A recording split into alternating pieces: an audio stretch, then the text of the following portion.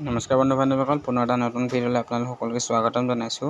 প্ৰথমবাৰৰ বাবে যদি মোৰ চেনেলটো ভিজিট কৰিছে তেনেহ'লে ছাবস্ক্ৰাইব কৰি দিব আৰু কাষত থকা বেল আইকনটো ক্লিক কৰি দিব। ৰেলৱে ফালৰ পৰা কেইবাটাও পষ্ট ওলাইছে। আণ্ডাৰ গ্ৰেজুৱেটৰ হায়াৰ ছেকেণ্ডেৰী পাছ কৰা হ'লে হ'ব। RRB NTPC under graduate recruitment 2024 3445টা পষ্ট ওলাইছে। কি কৰিব লাগিব, কেনেকৈ অনলাইন কৰিব সবিশেষ জানিবলৈ ভিডিঅ'টো শেষলৈকে চাই থাকিব। পষ্টটোৰ নাম হ'ল RRB NTPC under graduate 2024। Online কৰিব পাৰিব।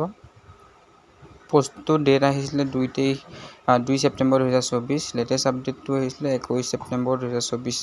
ভেকেঞ্চি ওলাইছে মুঠতে 3445টা ভেকেঞ্চি। আৰু এইটো ৰেলৱে ৰিক্ৰুইটমেণ্ট বৰ্ডৰ ফালৰ পৰা আহিছে নটিফিকেশ্যনটো। এপ্লিকেশ্যন ফিজটো সকলো কেণ্ডিডেটৰ কাৰণে 500 টকা ল'ব। আৰু for candidates belong to SC, ST বা ex servicemen, female, transgender, minorities of economically backward classes এইবিলাকৰ কাৰণে 250 টকা ল'ব। আৰু পে'মেণ্ট মোডটো অনলাইনৰ জৰিয়তে দিব পৰা যাব। ইম্পৰ্টেণ্ট ডেটকেইটা হ'ল পাব্লিছ কৰিছিলে 20 ছেপ্টেম্বৰ 2024 এইটো ডেটটো। আৰু অনলাইন এপ্লাই হ'ব 21 ছেপ্টেম্বৰ 2024 পৰা। আৰু লাষ্ট ডেট হ'ল অনলাইন কৰা 20 অক্টোবৰ 2024। 20 অক্টোবৰলৈকে অনলাইনটো থাকিব। আৰু ডেট অফ পে'মেণ্ট ফি 23 10 মাহ 2024 পৰা 22 তাৰিখ 10 মাহ 2024, মানে 21 অক্টোবৰৰ পৰা 22 অক্টোবৰৰ ভিতৰত থাকিব। আৰু ডেট অফ মডিফিকেশ্যন কিবা যদি ভুল হৈ থাকে এইবোৰ আকৌ শুধৰাবলৈ 23 অক্টোবৰৰ পৰা 1 নৱেম্বৰলৈকে থাকিব। আৰু এজ লিমিটটো যদি চাবলৈ হয় তেনেহ'লে এজ লিমিটটো 18 বছৰ বা 33 বছৰৰ ভিতৰত থাকিব।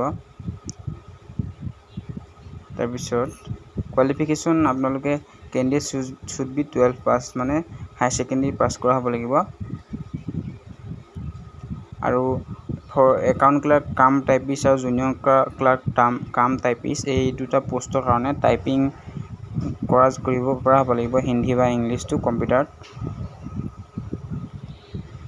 ভেকেঞ্চি ডিটেইলছকেইটা কমাৰ্চিয়েল কাম টিকেট ক্লাৰ্কৰ পষ্ট আছে 2022টা পষ্ট।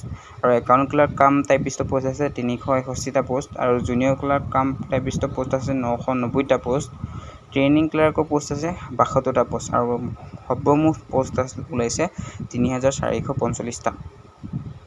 এইবিলাক আপোনালোকে সবিশেষ চাই ল'ব ক'ত কেইটা পষ্ট আছে। মই ডিছক্ৰিপশ্যনত গোটেই সঠিক লিংকটো দি দিম। ইম্পৰ্টেণ্ট ডেটকেইটা হ'ল